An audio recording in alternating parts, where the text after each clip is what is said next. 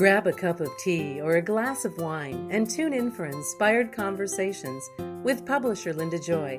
On Tuesdays at 2 p.m. Eastern, Linda creates sacred space for leading female luminaries, empowering authors, heart-centered female entrepreneurs, coaches, and healers.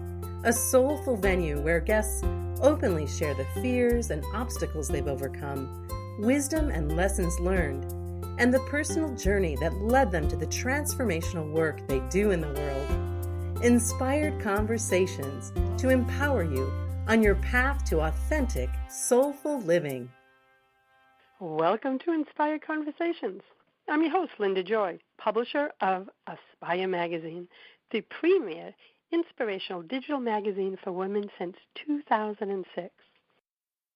I'm also the creator and founder of the all-new Inspired Living University, a sacred curriculum and community for women on the path of self-discovery.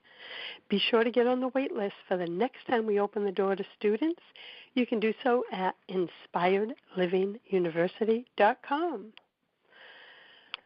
So, my friends, one thing we all have in common, right, is this desire and a vision to attract the relationship of our dreams. But the thing is, we're not taught how to choose a partner or how to maintain loving, lasting relationships. And a lot of us use our family relationships as our mirror. And I don't know about you, but that's not always a good choice. So certified relationship specialist and author Lori-Ann Davis joins me today to talk about love and relationships. Lori is a certified relationship specialist with over 28 years of experience. She really connects with her clients and is passionate about helping them create the relationships they desire. She has a unique and passionate approach to love and relationships and believes that everyone deserves and can have the relationship of their dreams. She has a master's degree in clinical psychology with over 30 years' experience empowering individuals and couples to live richer, happier lives. Her practice spans the spectrum, from dating and singles to working through divorce to renewing long-term marriages. She's the author of multiple books, including her newest book, A Couple's Love Journal, 52 Weeks to Reignite Your Relationship, Deepen Communication, and Strengthen Your Bond. Welcome, Lori. Thank you. Hey, I'm so excited to have you here. We connected virtually, and I just started tracking you going, okay, let's talk about this, because relationship is something that affects every single one of us, right? It's a yearning from within that we all desire to have a healthy, happy relationship, but getting there is not always easy, is it? No, and keeping one, even if even when you find like, all right, I have this person, I'm happy, this is it, and we know that it's not that simple. It takes time and it takes effort, and it takes knowing the right things in order to keep that relationship happy and passionate year after year. So what is one of the things or common threads you've noticed, especially in relationships that maybe they've been together for quite a while? Is there any thread or something you've seen where you can tell if they don't do something, it's not going to continue to last? Like, what do you see in your practice? One of the things that I have noticed over all of these years is expectations we have of each other in relationship. Unrealistic a lot of times, expectations that we have of a partner. And when you listen to couples start to talk and you start to hear those, you know that if they continue to have those, the relationship isn't going to last, because people end up they get frustrated, they get angry with each other, they become resentful, and then any of the good stuff that was there in the relationship, they seem to forget. They don't notice anymore. And if that continues, usually people don't stay together indefinitely. If they have children, sometimes they stay together a long time, but usually people don't stay together indefinitely if they're not satisfied, if they're not happy, if they're not getting what they want out of that relationship. So where do you notice that this cycle of unexpected expectations come? comes to be? Was it there in the beginning and they didn't notice it? Or is it almost like things left unspoken become this insidious little thing called unexpected expectations? My belief is that, and of course everybody's circumstances are going to be different, but my belief is that we have those expectations kind of all along. How many times have you heard somebody talk about, even in the dating phase or the very beginning of a relationship, this person's great, and, but, they're a work in progress, or you can even hear people talk about these expectations that they're going to get the other person to change. They may not like a few things about them, but they're convinced that once they're together, they're going to get them to change. Or sometimes I think we have these expectations, but they're kind of under the surface. They're in our unconscious, and we're in that honeymoon phase of the relationship. So we're wearing those, rose-colored glasses, and so we've got all these hormones going, and everything feels good, and we don't pay attention so much to some of those things. After we've been together for a while, some of those hormones start to wear off. We get past that honeymoon phase. Things that were all there all along, those expectations maybe that we had under the surface, all of a sudden we start to notice, oh, this person's not doing this. They're not doing that. I want them to love me in this way. I want them to know what I want and just do it. It's not the same if I have to tell them what I need or what I want, right? Somehow that diminishes them giving it to me. And so I think a lot of that was there under the surface. I think it gets blocked by those really feel-good hormones in the beginning of the relationship. Oh, yeah, they get covered up. So how do they start to work through them, especially if they've built these unexpected expectations?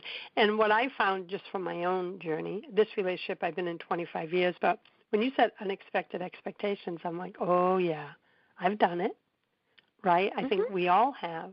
We all have, yeah. How do you turn it around? Because, when something becomes a pattern, first you have to acknowledge the pattern, but what are some of the steps that you feel can help, flip things? So the first thing is to just realize what unexpected expectations are. Nowhere in our society do we teach young people, I wish we taught people this starting in not romantic relationship wise, but I wish we started teaching people expectations in relationships in elementary school. By the time people got to high school, there should be a class about how to choose a partner and what a good relationship looks like. And, unfortunately there isn't. So the first thing is to start educating yourself about what are some unrealistic expectations.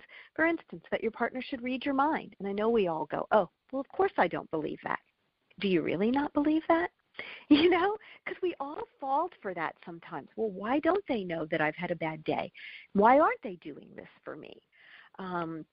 So knowing what some of those are, for instance, that everything should be smooth sailing. We shouldn't have disagreements. We shouldn't have different beliefs or ways of looking at things, right?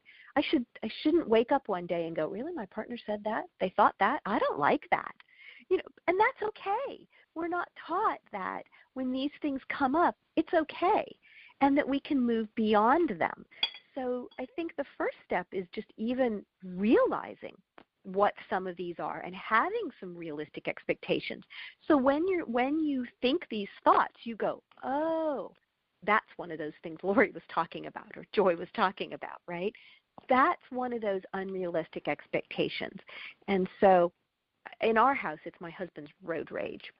And it's minor. It's but my daughters and I kind of joke about it, and we're like, but we love all these other things about him. And yes, he can in the car yell at the silly drivers, and sometimes we think it's silly.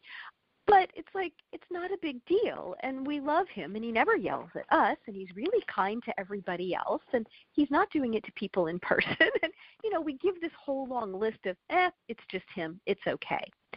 So changing how you think about things sometimes, once you realize that something's come up that's an expectation or something that you don't really like about the other person. Going, let me put that in perspective. Is that really a big deal? Maybe it's not, and I can just let it go. If it is something that needs to be talked about, the next thing is, can I talk about it in a way that is going to be heard? So, for instance, instead of saying to your partner, why do you always have to yell at people in the cars? I hate your road rage. I don't like that. It upsets me. You get it, right? The whole, oh, yeah. So instead of doing that, really maybe saying to the other person, I understand that the other drivers frustrate you, and I'm really appreciative that the only time you talk like that is in the car to them, and you don't do it in person, and you don't do it to us. And I really appreciate that about you. But sometimes when you yell at the other people and, there's this yelling in the car, and it happens too often, it makes it hard for me to relax while we're driving. And I'm wondering if there's a way that maybe you could vent some of that frustration in a little bit of a calmer way. You get the gist, right? So can we approach it in a softer way? Not in an attacking way or making them wrong from the start of the conversation, but sharing how it affects you, so then the conversation's about you, not them. Yeah, and asking for it, is there something that we could do about this? I know that you need to vent this. I understand that it's really upsetting to you. But when there's too much of it, it becomes upsetting to me. So, what could we do about that? Is there a way? Is there a way for you to think it sometimes and not say it? Is there a way for you to only say it 3 times while we're driving instead of 10? Asking for some compromise in there. That would be another step. Now, what I have to tell you is if this is a pattern that's been going on for a long time, sometimes couples need some assistance in doing that. Sometimes it sounds easy, but I do realize that for some people, it takes a lot of practice, and it's not that easy to do that. If you're used to doing it, once you get used to it, it's not that difficult to do. You have to calm down first yourself. You can't do it when you're in the middle of feeling irritated about it. You've got to take some deep breaths and get into that calmer space about it. But realizing it, acknowledging it, either letting it go or addressing it when it really is important are a few of those steps to helping you have that relationship that flows smoother. It should be that most of the time your relationship should flow pretty smooth.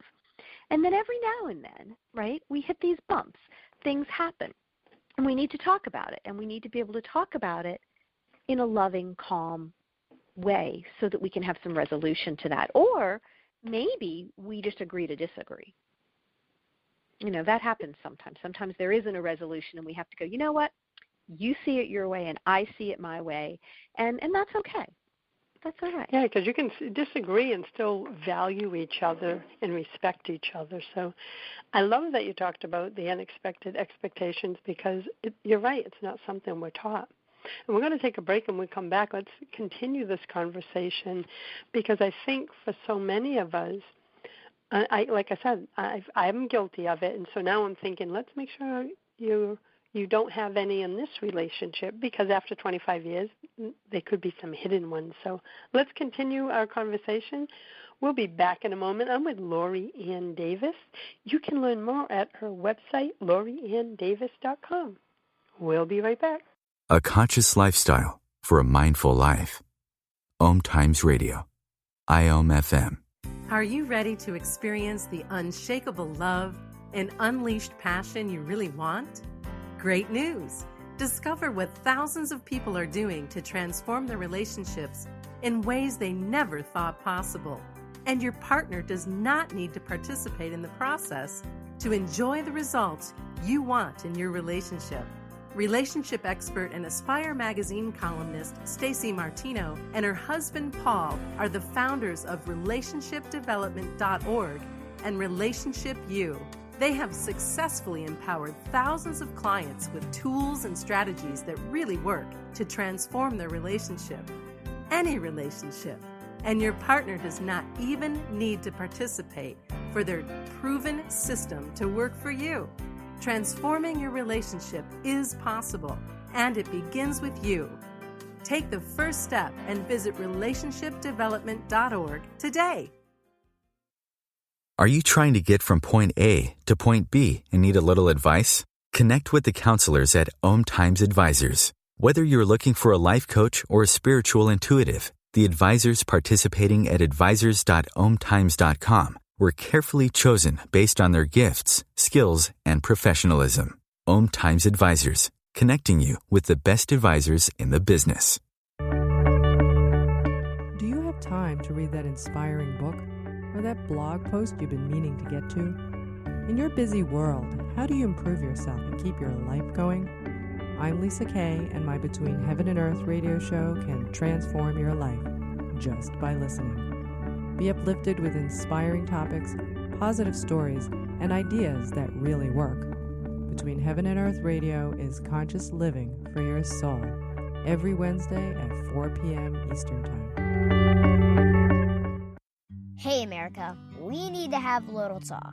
We've got more food than we know what to do with in this country, yet 17 million kids in America are struggling with hunger. Makes no sense. Luckily, the Feeding America nationwide network of food banks has volunteers gathering excess food and getting it to hungry kids. They're kind of like food angels. Hey, become a food angel yourself by supporting Feeding America in your local food bank at feedingamerica.org.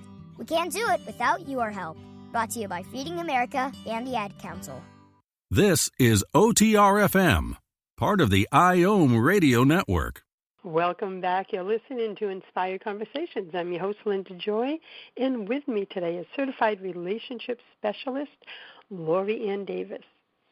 So, Lori, we were talking before the break about unexpected expectations, right? And we were talking about using the road rage instance and how to have a conversation with someone in a way that doesn't escalate, really, because that's what I was hearing. It doesn't escalate a situation, right, or a conversation.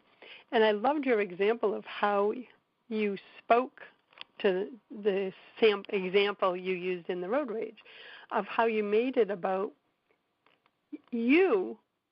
And you did mention how their actions affected you, but it wasn't coming at that more of an aggressive, accusatory energy. So do you find that a lot of us can do that sometimes? They go right into that accusatory energy? I would say that everybody that ends up, every couple that ends up working with me, that's their go-to. By the time they get, unless I've worked with them when they were single, they became a couple and they're used to coaching, right? Then it's different. But if I'm getting somebody into my practice brand new, usually they're at the space where that's their go-to. Their go-to is they're angry, they're accusing, they're really not listening to each other at all, and they're angry more than, and they've forgotten the good things about each other. They don't realize what the other person is doing that's good. They don't even see it anymore so many times. All they can see is the things that they don't like. And sometimes it gets nitpicky, right? It can be these little things because we're not addressing the issues that need to be addressed and getting resolution from them. We're not clear about what our expectations are. And so some of the things they're angry with each other about, it's so easy for us when we're on the outside looking in to say, wow, those aren't realistic expectations. But for them, they're in the middle of it. And I get that it really doesn't feel good to them. So sometimes they need some help unraveling that and really trying to get down to what are the important things. Because when you can focus on the core essentials to the relationship, it really becomes so much easier to let a lot of things go. That's my key to being happily married, is when something bothers me to really look at it and think, is this really important? And I have to tell you, the majority of the time it's not, but I have to be aware of that. I have to bring that to the surface and say, is this important enough for me to be upset with my partner about when I look at our relationship as a whole? And like I said, every now and then something comes up that has to be addressed, but I can tell you the majority of the time it's like, no, it's either an expectation I have or, it's something small I don't like about my partner. We're very different people. We're going to be different. I'm not going to like everything he says or does, and that really shouldn't even be an expectation. But when I focus on all the things that are good about the relationship and I remember all of those things, almost instantly it turns that feeling around from maybe being a little frustrated with them to all of a sudden loving them again and being appreciative of them. And that's a habit that we have to foster and we have to practice, all of us, on a day-to-day basis. I love these tips, and something that came to mind is sometimes you ever notice too in your practice that the spouse, partner, can do something 1,000 times, but it's the one time that you walk in and you get triggered. And that's when I, about 20 years ago, realized, well, Linda, if one constant, if you're the one getting triggered, then the trigger is in you. Because that's been who he is for 20 years. Nothing's changed, but something within you has changed to get triggered.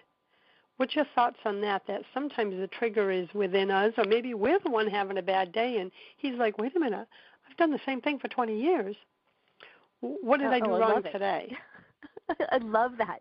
That is so true. And there's another aspect to that even, and that is that sometimes the other person can do something that maybe isn't great, and they do it. But have you ever noticed that, and you would be triggered, for most people, they might get triggered. Maybe your partner's having a bad day and you come home and you do something and they kind of raise their voice to you or something, or they're a little grumpy. And so that's going to affect you, right?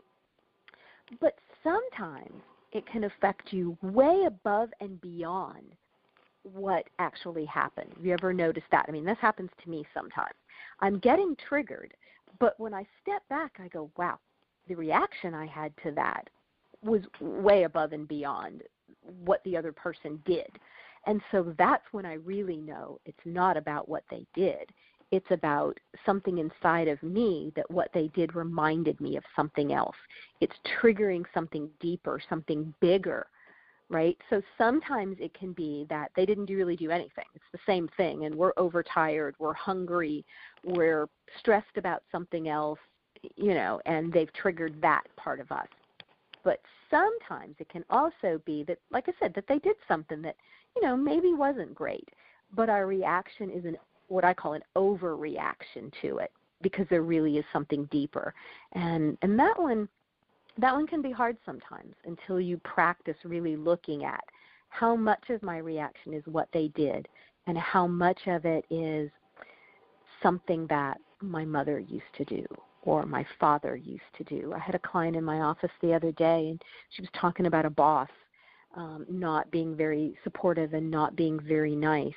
And I could tell there was more to it. And I just simply said to her, yeah, and sometimes that can trigger the way a parent talked to us. And instantly tears started streaming. It just, because the way the boss was treating her wasn't right. It wasn't great. And we talked about some ways to either address that with the supervisor or learn to ignore it, depending on the other person's personality. But it was so much more than that. The fact that she was taking it home and she couldn't let it go was because that was very similar to the way she had been treated by her father as a child. That was very hurtful. So it was what the supervisor was doing, and on top of that, it was compounded by childhood hurt. So it was triggering an old wound that she hadn't taken the time to heal yet. Yes. And I think that's all of us, though, right? We all carry around wounds and stories. And so it's having the awareness of what's mine and what's not. Yes. Right? And so really like when you get triggered. Yeah, I always tell people, if you've got a big reaction to something, don't address it at that moment. Really, and that takes self-control, and we have to learn to do it. But I've gotten, really good at when, especially in intimate relationships like my husband or, my children sometimes, or people that are really important to me, if it's a big reaction coming from me, I need to go off, I need to be quiet, or I need to let them know I need just a moment. I need a moment before I respond to that, and really settle down and think about what's going on with me so that I can start to decipher through some of that before I respond to the other person, and we get into this, because what happens when you respond at the moment and it's deeper than that, it goes into this cycle where nothing ever gets resolved. And you can end up with the same fight over and over, or the other person goes, yeah, but then you do that, and you go, yeah, and you do this. And, half an hour later, you forgot what started the argument in the very beginning. And we want to avoid those kinds of things. Yeah, I can remember my younger years. I lived that. It's like it would just escalate, and then you'd bring in stuff from 6 months ago that you both forgot about. That's the unhealthy type of communication. Yeah. It is. So, and anytime we're triggered and we've got all that emotion and we start to talk to the other person, chances are we're going to trigger something in them. And so we really have to be able to come at those conversations from a loving, calmer space in order to get the resolution that we want. And I don't know about you, I can't do it if I'm feeling upset. I've got to go calm down, and get myself together before I can do that. Well, I always ask myself, especially at this point in my journey, and it's how I had to learn to have these conversations, is what I'm about to say coming from love? If it's not, then I better go walk away. Because you can be upset with someone and still come at them with love, right? It's everything you're describing now. It's I want to come at them at the highest vibration of who I am, not from a triggered state. So like you said, I might go for a walk or come back, but I always want to make sure that what I'm about to say or respond to is from my highest vibration. Yeah. And that's helped me learn how to show up differently in my relationships as well as in my communication. So I think we all sometimes need a trigger or something to remind ourselves how to change our way of being, and that happened to be my little, like some people wear an elastic band and snap. That mantra was mine for 15 years of learning a new way of communicating. I love it. I always ask myself, is this going to be helpful? Is this going to be is this going to draw us closer together and be helpful, or is this going to be hurtful? And if it's going to be hurtful, then I don't want to say it. I don't want to have the conversation. I don't want to do that. I don't want to address. So here's another point that happens sometimes. Sometimes when somebody says, well, you've done this, and you're thinking, well, I don't think I did that, or I didn't do that on purpose. We get stuck in wanting to address the specific, and again, sometimes we get stuck in that loop of not resolving it because the other person sees it their way, we see it our way, and we both might be accurate. So what I have found can be really helpful when you're trying to come to that, is this going to be helpful? I'll say this to my husband sometimes. So I love you, and I want us to be happy together. Our relationship's really important to us. So instead of addressing, whatever it is that maybe I don't see eye to eye, what can I do different that is going to move us in that direction? What can I do? And if he says, I don't know, because what I've learned is sometimes it's something else going on with him and it really has nothing to do with me, and I just need to give him some time to realize that, but it's what can I do different? And, and if he tells me something, I'm like, oh, okay, yeah, let me try that. And if he says to me, I don't know, that's my clue that it really isn't me. There's something else, that he's really upset about. And I say, well, I love you and I want to be here for you. And so if you come up with something or you think of something, please let me know because I love you. And that sometimes beautiful. Is all that we really need to do. And then what I will notice, if it's really something else that's bothering him, because, men sometimes don't always talk about it. Sometimes they don't even know what's the matter. They just know they're not happy. And so instead of badgering them about what it is, if we can just leave it at that, what I've noticed with my husband is he'll come around very, very quickly, and all of a sudden I'll notice a shift and a change.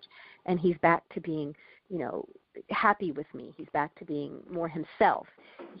Or sometimes a little bit later he'll come up and tell me something that I could do. Or he'll come up and just because you gave the space, right? It's like you gave him permission to be and have his space without trying to change it. So I love that. Yeah. And we're going to take a break, and we come back. I'm going to ask you about some of the secrets to creating everlasting love, my friend. And I got to see we're going to pick your brain. So I'll be back in a moment. I'm with Lori Ann Davis of LoriAnnDavis.com. We're talking about love and relationships. We'll be right back. Free your mind. Expand your soul. OMTimes Radio. IOM FM. Finding wholeness, forgiveness, and unconditional love for yourself and others after your heart has been wounded by betrayal is possible. Mel Dwain's international bestseller, Broken Open, Embracing Heartache and Betrayal as Gateways to Unconditional Love, guides women to see that the greatest source of love is their own brilliant heart. A must-read, shares New York Times bestselling author Christy Whitman. This transformational book is about being broken open, about having your heart shattered, cracked open to its core. But although betrayal may have caused your wound, this book isn't about learning to live with those old stories. It's about letting the light stream in through the cracks in your heart, rewriting your personal love story, and looking within for the love you crave. Order your copy of Broken Open today at brokenopen-book.com.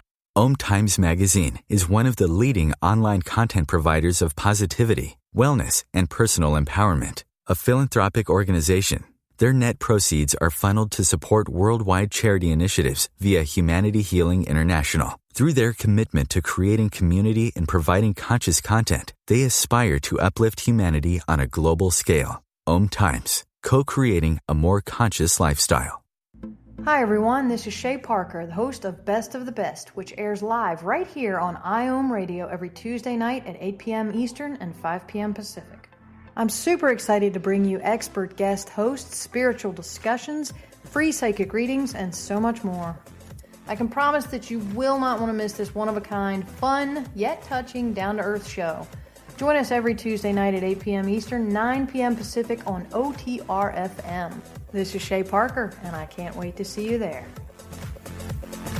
The number one reason girls drop out of school in sub-Saharan Africa is lack of access to feminine hygiene products. The Pads for Schoolgirls Project, an outreach of Humanity Healing International, is changing this paradigm by setting up sewing programs at schools, teaching girls a vocational skill, while producing the reusable pads that help keep them attending classes. The girls pay it forward by making and giving pad kits to other girls in need. To learn more, visit humanityhealing.org. Humanity Healing is where your heart is.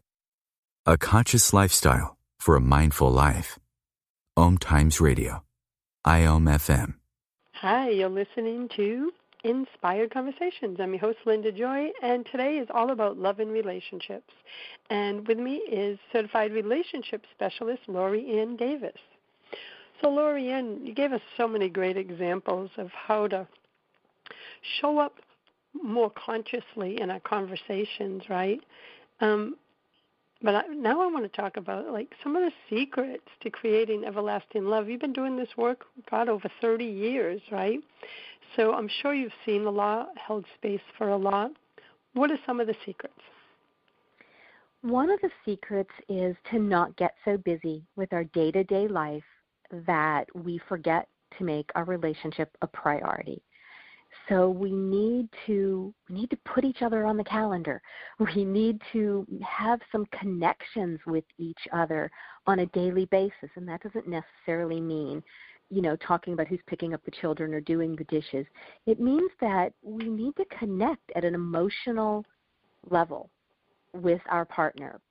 Preferably, I like to connect on a day-to-day basis, making that person a priority. And there's lots of different ways that we can do that. But we have to do that. So many times, like I said, we take each other for granted over time. Oh, I think so. I think with this busy life and then add children and then if you have a career or your own business, it is hard. He's an entrepreneur, I'm an entrepreneur, and as I said, we've been together 25 years, but I have to be conscious of this all the time, right? And I think we all do, but it's one I actually had to be really conscious of because, at the end of your workday, it's like, okay, make dinner.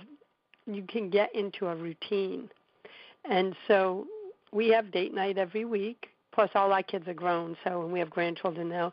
So we take vacations. We go to breakfast on the weekend. But I find it is so important. And I can tell when I'm like, I'm in lunch phase for a project. I'm like, oh, my man needs some extra attention, right? Because I know I'm slacking in that department. Or he'll say to me, so it's lunchtime, huh? like, because I'm a book publisher too, so I do book launches, and that's his little signal of it's lunchtime. I'm feeling a little neglected. So we have this beautiful way of communicating now, but it wasn't always that way, right? Right. So what are some of the ways? Because I know every relationship's different. You said you like daily prioritizing. How do you do it? Is it just little things that you know he likes? It is little things because I'm still in the middle of, children and homeschooling children and, a grown child who still needs a lot of attention, and a business. Oh, yeah. And, I'm still in the middle of all of that. So, yes, little things, and it can be different things. So we have a routine that every single evening, no matter what time I finish working, it could be that I don't get back upstairs till 9 o'clock at night, but I am going to we're going to spend some time together. And so we have our own little routine. We have nature shows that we like to watch. We have, funny shows but we will get together every evening, assuming that I'm home. If I'm traveling, that's different. And I shut down everything else. And that's my time where we're going to talk, we're going to snuggle, we're going to connect. We're going to spend that time at the end of every day. So even if we're really busy and we didn't get much time before then, he always knows that he's that priority at the end of the day. And then during the day, we'll send little texts to each other or little messages to each other. I'll, in passing maybe, if he's, at the kitchen sink, doing the dishes that, the kids left in the sink for the umpteenth time, I'll walk past and I'll just reach out and I'll just touch his shoulder or rub his back, and sometimes maybe I'll say, thanks for doing the dishes. It's those little things that I think we need to do. So I love the date nights and I love the, putting things on the calendar for more time. But I also think that you can find some time every single day for an extended hug. So I love this one. Instead of the quick little hug, I grew up in an Italian family, so we didn't walk in or out the door without hugging and kissing everybody. Oh, yeah. But they were little hugs, little kisses because, it was my grandparents. But with your partner, make time every day. Instead of that really quick hug where you're almost out the door, hug them for 10 seconds. Really give that hug and put all of your energy, your attention into just feeling that person and that hug and exchanging that energy, that higher vibration between the two of you. Just doing just that every day can start to change your relationship. Oh, it makes a big difference. One of the fun things we did about, 10 years ago maybe, is instead of putting my name in his phone and his name in my phone, and you know how you do the ICE, the in case of emergency number? Yeah. Okay. So now when he dials me, what shows up on my phone is love of your life. And what shows up on his phone every time I call is love of your life. So it's just like a fun little thing we do as a reminder that when we're calling, hey, it's the love of your life calling. It's not Linda or Dana. It's when our granddaughter just saw it, she's 7. She's like, but I was the love of your life. And I'm like, you are my love. You are. Papa is the love of my life for a papa, and you're the love of my life for a granddaughter. But her face was like, I have to think about this. Right. But little things like that. And I'm a former massage therapist. I haven't practiced in 15 years, but I had a spa practice. To him, what he loves is a Thai scalp massage or reflexology feet. He hasn't had one, honestly, I'll be honest, probably 6 months. And last month I said, get over here, right? Something simple. He was watching a show, and I gave him a reflexology foot treatment. To him, that's like 150 bonus points. right? Because Yeah. it's something that means something to him. So that's what you're saying, right? Speak their love language. Yes, find something. So maybe it's, stopping on the way home and picking up flowers, or maybe it's, if you've got to go to the grocery and you're picking up some groceries anyway, what's their favorite treat? Or, there's so many things, but it's just, I think, keeping that person top of mind every day in some way. So what is making sure that you are doing, saying something every day? And really, you could find that you can work in. I can work in most days quite a few things. It doesn't, I love it when I am out of the house, which isn't all that often, but I'm out of the house and I'm someplace working, and I get a text from my husband. I mean, it's like that just makes me so happy. Or our routine is if I'm gone and I'm headed home, I always text him headed home, and he always texts back, as usual, drive safe. And it's just this little extra something that tells me that he loves me, and he wants me to get home safe, and he's waiting for me. Yeah, I love that. I love that you found your language. So, a lot of couples struggle with the spark, right? How does someone rekindle the spark in their relationship? And I know you've talked about this, on shows and in your books, and I'm sure it comes up in your work. What are some strategies you have to share on that? Make it a priority. It's a similar one, but it looks different. So make it a priority. We can get busy, and we think that in order to keep that spark going, that it has to just happen automatically. And after you've been together for a while, that's not always necessarily. There are some couples where it's automatic, but it's okay to put some effort into it, to put some thought into it. And again, that can start with flirty little text during the day, and not, what do you need to do for yourself? That's the other thing. Sometimes we think, well, it just has to happen, and that's not true. So for women, think about, for you, what can you do so that you make that passion with your partner a priority? Now, you can share with him things he can do to help you along those lines, but you can also take some responsibility. So some of it is our mindset, especially for women, right? A lot of that spark, a lot of that passion can start or be stopped in our minds. So instead of thinking about, well, I'm too tired from my partner, I'm too tired, that's one more thing I have to do, how can you change that thought to, ooh, I'm going to go get this hot bath. It'll feel really good. It'll relax me. And then I get to go, instead of I have to, I get to go snuggle with my husband. And how nice is that going to feel? And that's going to be really great. I'm going to feel good. It's going to be great for me. It's going to be good for our relationship. He's going to be in a happier mood. It's, for me, what I have noticed for myself and with other people is it has to start with your mindset. Oh, yeah, I agree. So quit telling yourself you're too tired. Quit telling yourself you're too tired, because what I can tell you from practice is that you really aren't. You're too tired at that moment.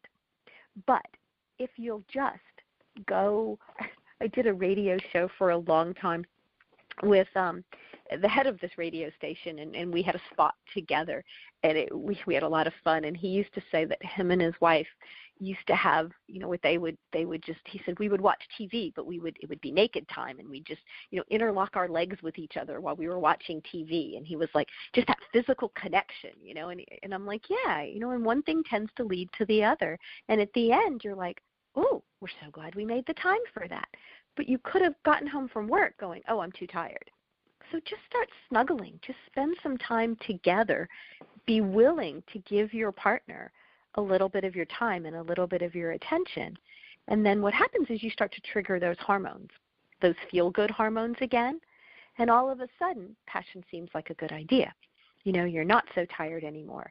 And then, the next day, you're still in a good mood. And you're thinking, oh, that really was a good idea, right? So it's our mindset. It's that priority, and talking to ourselves and making it a priority and starting small. Yeah, and one of the things, too, is and like I said, we've been together a long time. I'd probably say it was about the 10th year in.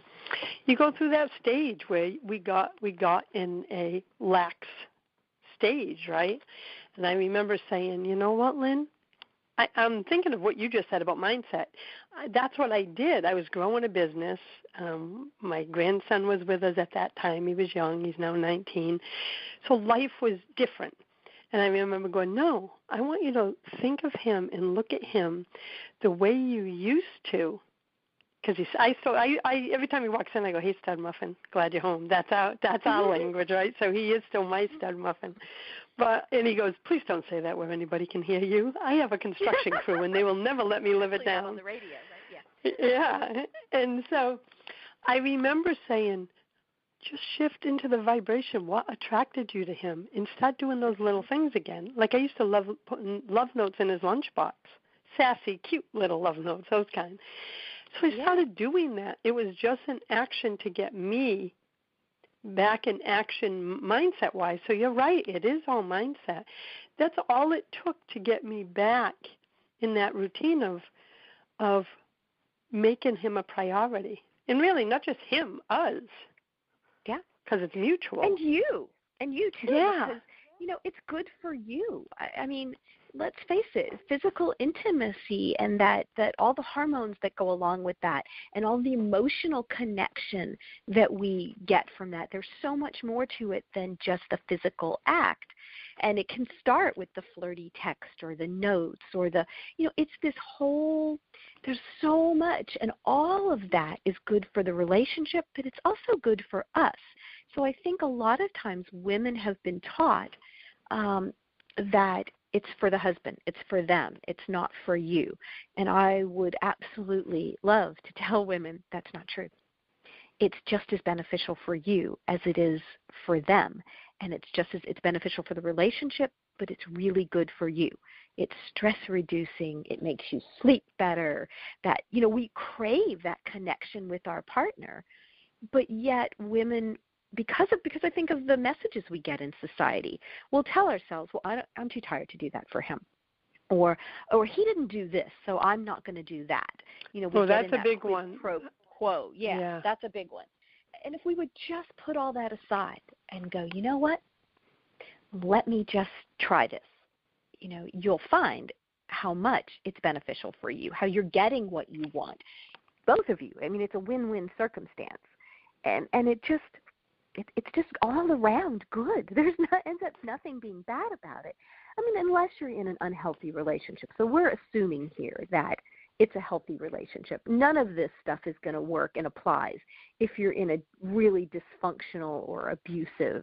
I always need to throw that in there sometimes because people will say, well, what about this? And it's like, well, yeah, if you're in that kind of relationship, that's a whole different discussion. But we're assuming that the relationship has potential, and that the other person still cares about you and you care about each other. Well, I think you shared so many sacred tips and strategies. In the last few minutes, I want to invite you, tell me about your new book called The Couple's Love Journal, 52 Weeks to Reignite Your Relationship, Deepen Communication, and Strengthen Your Bond. So tell us how it works. Is it exactly what you said, a journal for two? It is a journal for two, and I absolutely love this idea because no matter where you are in your relationship, whether you're just starting to date, some of the questions wouldn't apply, but a lot of them would, and eventually they would, or whether you've been together for a really long time, each week it gives you a thought-provoking, positive, the questions are all positive.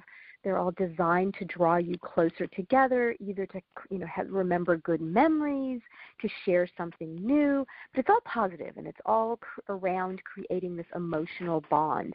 And then we give you tips of actual things you can do along those lines of that question that week that will enhance your relationship. It's pretty. The publishers did a really good job of making the journal pretty, and I think that I did a good job and was really conscientious about thinking about men and women and made sure that it was questions, it was ideas that men and women would both want to participate in. And so you don't have to wonder what to talk about. Yeah, and what I was feeling is when I received it is It's a great connection tool to reconnect on a deeper level. And sometimes that's what becomes lost over time in a relationship, that deep connection, right? We're connected on the surface level, but we've become disconnected from the deeper level. And that's what I felt about your book. Yeah, sometimes how do we do that? As I was writing it, by the time I finished writing it, and I looked back, I went, ooh, there's more ways to connect than when I started putting it together, than maybe I had initially realized. And I got I'm excited about doing this. I'm like, oh, I don't know some of these things about my husband, or, oh, these would be some fun things for us to do together or remember together. So I'm just as excited about going through it myself. And, I came up with the questions and the ideas, but now I get to actually do it with my partner. So I'm excited. I think it's wonderful, and congratulations on the book. I want to invite everyone to visit LoriAnnDavis.com to learn about the book, as well as her other books, and about the amazing work she's doing in the world. And Lori, I want to thank you for joining me today. It was my pleasure. Thank you. You're welcome. Well, everyone, until next Tuesday at 2 p.m. Eastern Time, I wish you love, joy, and happiness, my friends. Blessings. Thanks for listening to Inspired Conversations with publisher Linda Joy. Join our sacred space every Tuesday at 2 p.m. Eastern and meet leading female visionaries, empowering authors, heart-centered female entrepreneurs, coaches, and healers. Inspired Conversations with Linda Joy is a soulful venue where guests share the obstacles they've overcome, along with wisdom and lessons learned on their personal journey that led them to the transformational work they do in the world. Inspired Conversations to empower you on your path to authentic and soulful living.